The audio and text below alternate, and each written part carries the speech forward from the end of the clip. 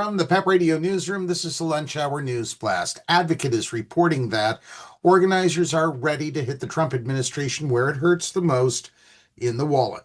Activists are calling for a national general strike on Friday to protest Department of Homeland Security and Immigration Customs Enforcement activity across the country, but particularly in Minnesota, where nearly 3,000 federal agents have been deployed as part of an aggressive crackdown on supposed fraud.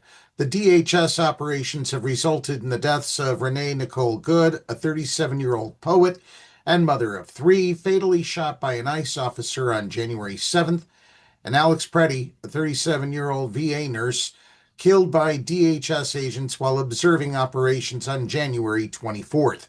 Here's what you need to know about the strikes and protests happening tomorrow, which will continue until agents are withdrawn, along with their funding. So what is the goal of the January 30th strike? Organizers of the general strike are asking people to not go to work, not go to school, and not purchase anything on January 30th. This creates both an economic blackout and the opportunity to participate in local protests against ICE.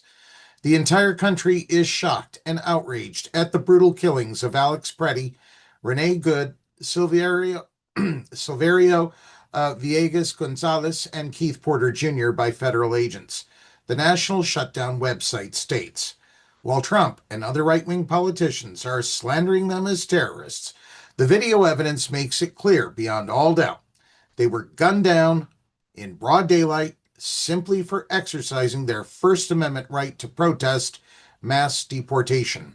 Every day, ICE, Border Patrol, and other enforcers of Trump's racist, bigoted agenda are going into our communities to kidnap our neighbors and sow fear. It continues. It is time for us to all stand up together in a nationwide shutdown and say enough is enough. So who is organizing tomorrow's strike? The general strike is being organized through National Shutdown, a decentralized grassroots movement across multiple cities. It has been endorsed by 50501, Code Pink, Defend Immigrant Families Campaign, the Council on American-Islamic Relations, the North Carolina Poor People's Campaign, North Texas Area Labor Federation, the LA Tenants Union, the Palestinian Youth Movement, several student groups at the University of Minnesota, and more. The national strike is a continuation of the statewide strike that occurred in Minnesota on January 23rd, which was organized by a local chapter of Indivisible, a grassroots group of volunteers dedicated to increasing civic engagement and education on progressive policies. So what celebrities have called for a nationwide strike? Several, in fact, A-list celebrities have endorsed the national general strike. Ariana Grande, Mark Ruffalo, and Jenna Ortega each reposted a graphic promoting the action to their Instagram stories. Hannah Einbinder wrote in a post that withholding our labor and capital is our most effective leverage. National shutdown, spread the word. Jamie Lee Curtis and Pedro Pascal each shared a graphic that contained images of Pretti and Good with the words, "Pretty good reason for a national strike." Pascal wrote in the caption, "Truth is, a line of demarcation between democratic government and authoritarian regime. Mr. Pretti and Renee Good are dead. The American people deserve to know what happened." Edward Norton also told the Los Angeles Times at the Sundance Film Festival, "I think what they're doing in Minnesota with the strike needs to expand. I think we should be talking about a national general economic strike until this is over." So was Minnesota's strike successful?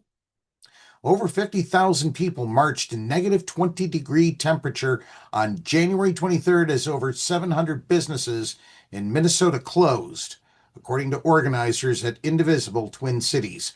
That's just the people who participated in the protest. There's no way of knowing exactly how many just stayed home, though the number could be in the hundreds of thousands. The strike was endorsed by the Minneapolis Regional Labor Federation, the umbrella organization of Minneapolis area local unions, which includes over 175 unions representing more than 80,000 workers. That's our news blast for this hour. If you are watching the video version of this news blast on YouTube, follow the advice we just gave you. And please be sure to subscribe to our channel.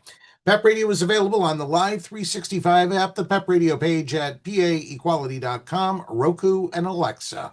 Up next, we have the Meadville area weather forecast here on PEP Radio.